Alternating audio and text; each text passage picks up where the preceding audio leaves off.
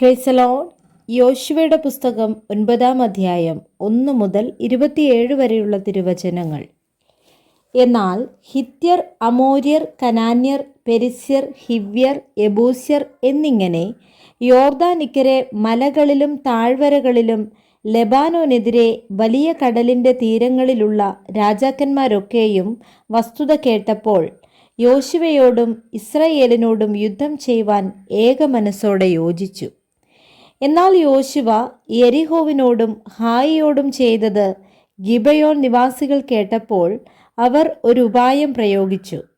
ഭക്ഷണ സാധനങ്ങൾ ഒരുക്കി പഴയ ചാക്കുകളും പഴയതും കീറിയതും തുന്നിക്കെട്ടിയതുമായ വീഞ്ഞു തുരുത്തികളും കഴുതപ്പുറത്ത് കയറ്റി പഴക്കം ചെന്ന് കണ്ടം വെച്ച ചെരുപ്പ് കാലിലും പഴയ വസ്ത്രം ദേഹത്തിന്മേലും ധരിച്ച് പുറപ്പെട്ടു.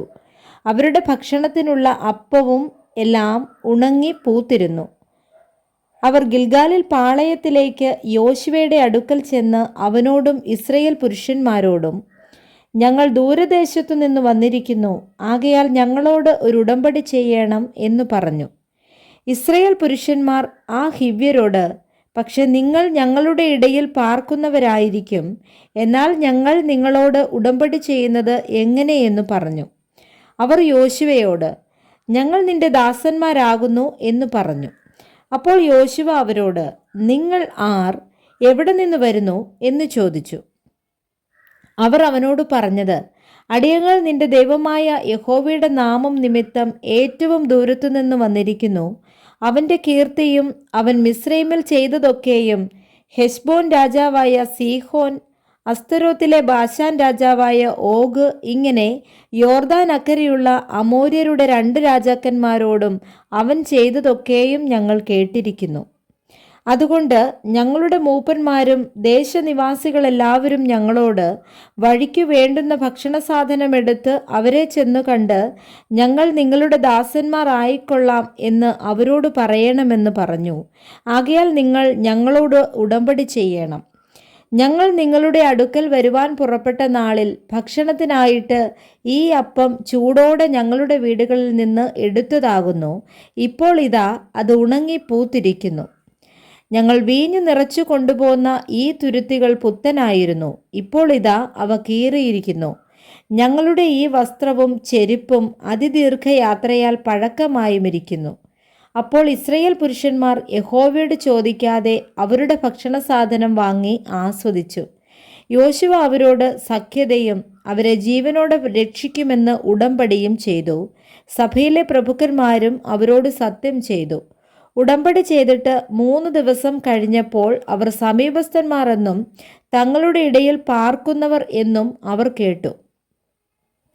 ഇസ്രായേൽ മക്കൾ യാത്ര പുറപ്പെട്ടതിൻ്റെ 3-ാം ദിവസം അവരുടെ പട്ടണങ്ങളിൽ എത്തി. അവരുടെ പട്ടണങ്ങൾ ഗിബയോൻ, കെഫീര, ബേരോത്ത്, കിര്യത്ത് യെയാരീം എന്നിവ ആയിരുന്നു. സഭയിലെ പ്രഭുക്കന്മാർ ഇസ്രായേലിൻ്റെ ദൈവമായ യഹോവയെ കൊണ്ട് അവരോട് സത്യം ചെയ്തിരിക്കയാൽ ഇസ്രായേൽ മക്കൾ അവരെ സംഹരിച്ചില്ല. എന്നാൽ സഭ മുഴുവനും പ്രഭുക്കന്മാരുടെ നേരെ പിറുപിറുത്തു. പ്രഭുക്കന്മാർ എല്ലാവരും സർവ്വസഭയോടും, ഇസ്രായേലിൻ്റെ ദൈവമായ യഹോവയെ കൊണ്ട് ഞങ്ങൾ അവരോട് സത്യം ചെയ്തിരിക്കയാൽ നമുക്ക് അവരെ തൊട്ടുകൂടാ. നാം അവരോട് ഇങ്ങനെ ചെയ്ത് അവരെ ജീവനോടെ രക്ഷിക്കണം, അല്ലാഞ്ഞാൽ ചെയ്തുപോയ സത്യം നിമിത്തം കോപം നമ്മളുടെ മേൽ വരും എന്നു പറഞ്ഞു. അവർക്ക് വാക്കുകൊടുത്തതുപോലെ പ്രഭുക്കന്മാർ അവരോട്, ഇവർ ജീവനോടെ ഇരിക്കട്ടെ, എങ്കിലും അവർ സർവ്വസഭയ്ക്കും വിറകു കീറുന്നവരും വെള്ളം കോരുന്നവരും ആയിരിക്കണം എന്ന് പറഞ്ഞു. പിന്നെ യോശുവ അവരെ വിളിച്ച് അവരോട്, നിങ്ങൾ ഞങ്ങളുടെ ഇടയിൽ പാർത്തിരിക്കെ ബഹുദൂരസ്ഥന്മാർ എന്നു പറഞ്ഞ് ഞങ്ങളെ വഞ്ചിച്ചത് എന്ത്?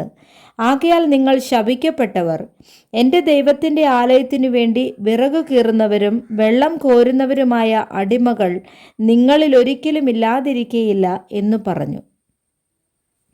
അവർ യോശുവയോട്, നിന്റെ ദൈവമായ യഹോവ തൻ്റെ ദാസനായ മോശയോട്, നിങ്ങൾക്ക് ഈ ദേശമെല്ലാം തരുമെന്നും നിങ്ങളുടെ മുമ്പിൽ നിന്ന് ഈ ദേശനിവാസികളെയൊക്കെയും നശിപ്പിക്കുമെന്നും കൽപ്പിച്ച പ്രകാരം അടിയങ്ങൾക്ക് അറിവ് കിട്ടിയതിനാൽ നിങ്ങളുടെ നിമിത്തം ഞങ്ങളുടെ ജീവനെക്കുറിച്ച് ഞങ്ങൾ ഏറ്റവും ഭയപ്പെട്ട് ഈ കാര്യം ചെയ്തിരിക്കുന്നു.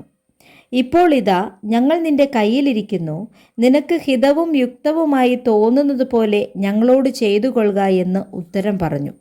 അങ്ങനെ അവൻ അവരോട് ചെയ്തു.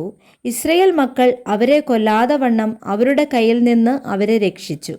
അന്ന് യോശുവ അവരെ സഭയ്ക്കും യഹോവ തിരഞ്ഞെടുക്കുന്ന സ്ഥലത്ത് അവൻ്റെ യാഗപീഠത്തിനും വേണ്ടി വിറക് കീറുന്നവരും വെള്ളം കോരുന്നവരുമായി നിയമിച്ചു. അങ്ങനെ ഇന്നുവരെയും ഇരിക്കുന്നു. Praise the Lord. വായിച്ച വേദഭാഗങ്ങളാൽ കർത്താവ് നമ്മെ ഏവരെയും സമൃദ്ധമായി അനുഗ്രഹിക്കുമാറാകട്ടെ. ആമേൻ.